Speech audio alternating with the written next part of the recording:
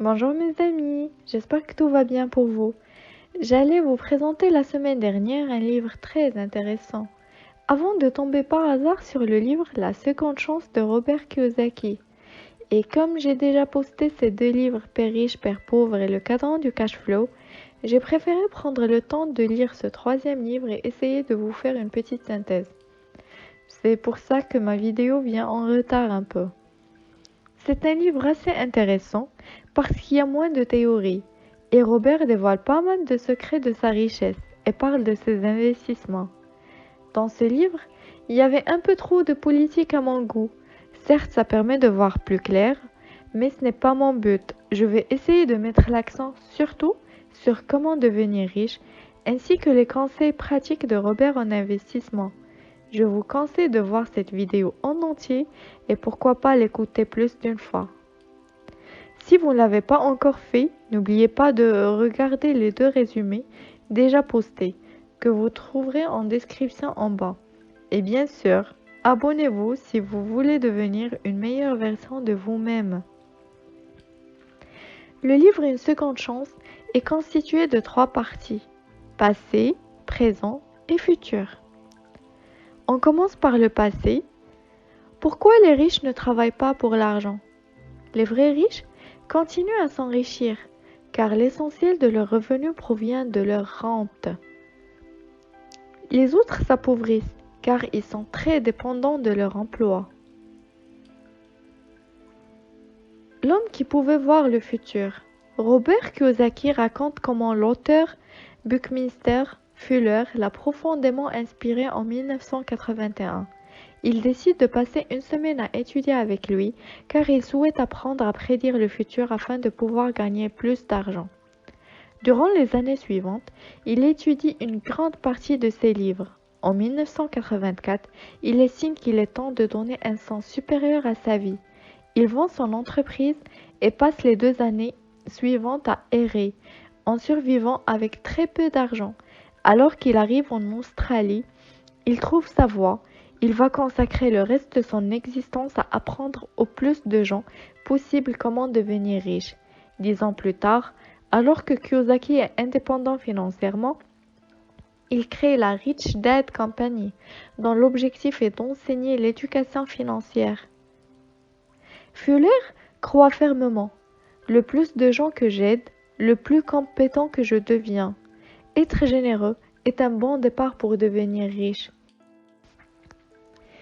Il faut commencer par utiliser le pouvoir des mots. Plutôt que de se dire « je ne peux pas me payer cela », il faut se demander « comment je peux me le payer ?» De même, il faut savoir distinguer un actif et un passif. Un actif rapporte de l'argent, tandis qu'un passif fait perdre de l'argent. Une résidence principale n'est pas un actif mais un passif.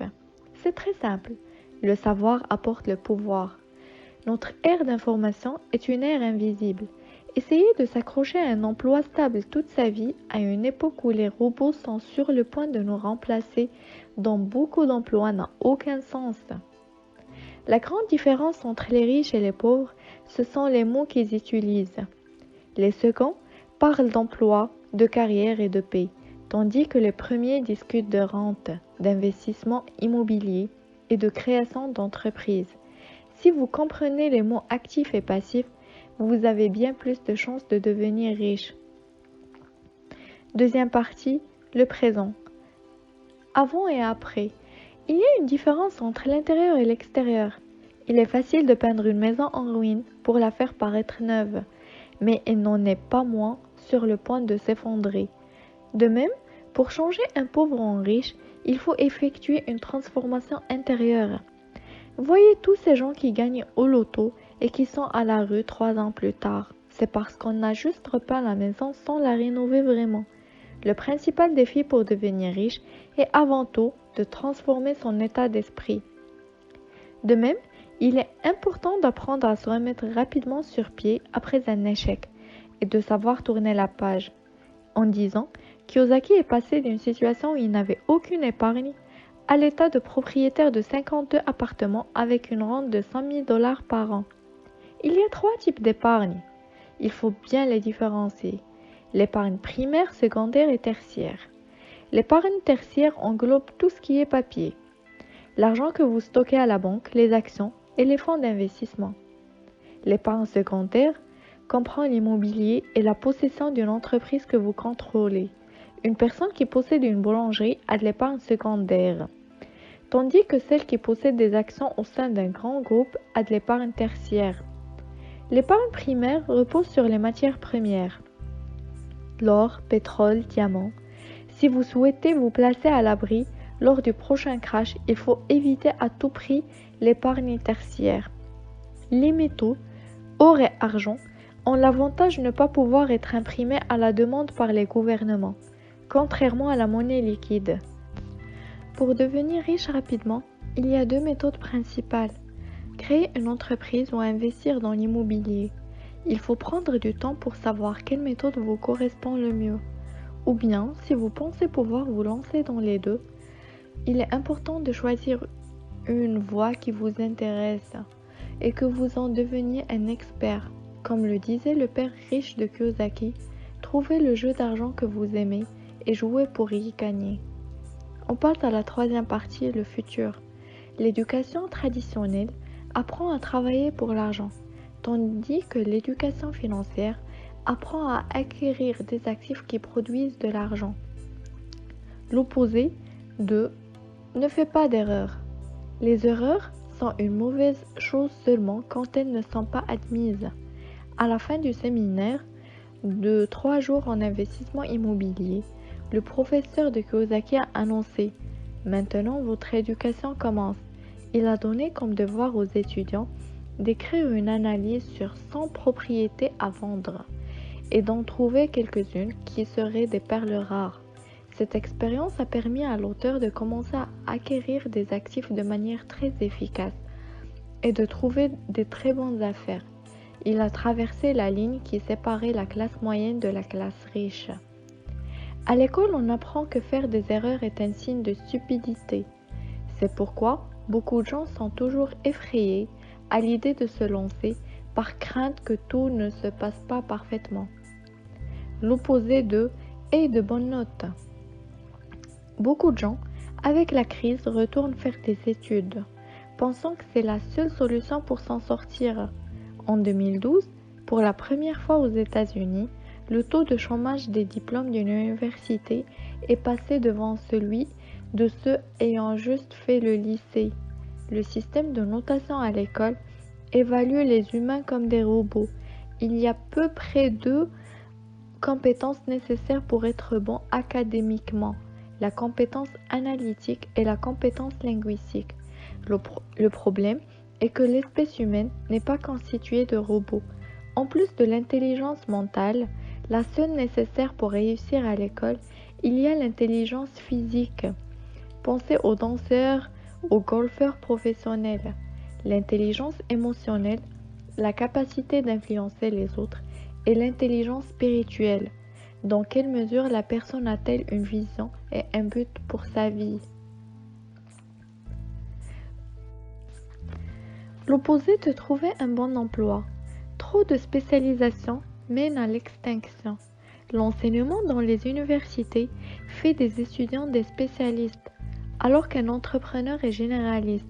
Pour cette raison, beaucoup d'entrepreneurs échouent car il leur manque des compétences en business qui ne sont pas enseignées même en école de commerce. Pour faire grandir son entreprise, il faut déléguer toutes les tâches opérationnelles à des spécialistes. Par exemple, donner la comptabilité à un comptable. Si vous voulez tout faire vous-même, votre affaire ne grandira jamais et vous devez éternellement travailler 70 heures par semaine. L'opposé de vivre en dessous de vos moyens. Beaucoup de conseillers financiers recommandent de vivre en dessous de ses moyens. Dans la réalité, une grande partie de la classe moyenne vit au-dessus de ses moyens. Beaucoup de gens qui ont de magnifiques voitures habitent dans une très belle maison et prennent des vacances dans les plus beaux endroits, sont à peine à quelques milliers d'euros de la faillite. Que faire donc? Listez sur une feuille de papier tout ce que vous voulez avoir, que ce soit une maison de rêve, une voiture.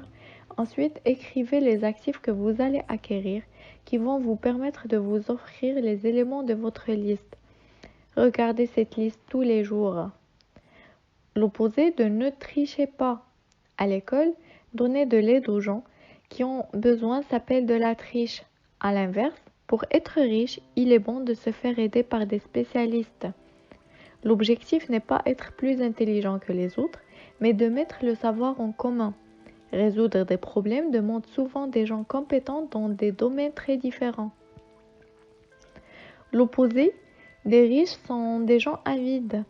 Beaucoup sont persuadés que les riches sont des gens avides. Certains le sont, oui, mais la majorité n'est pas devenue riche comme cela.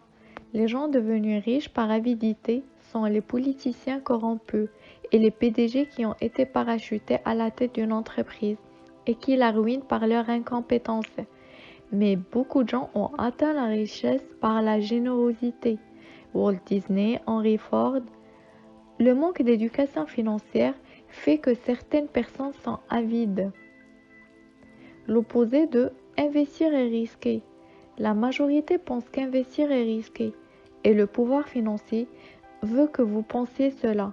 Lorsque vous avez appris à marcher, vous passez votre temps à tomber. Aujourd'hui, c'est un acte naturel. L'investissement, c'est exactement comme apprendre à marcher. Prenez contrôle de votre éducation, du choix des personnes qui...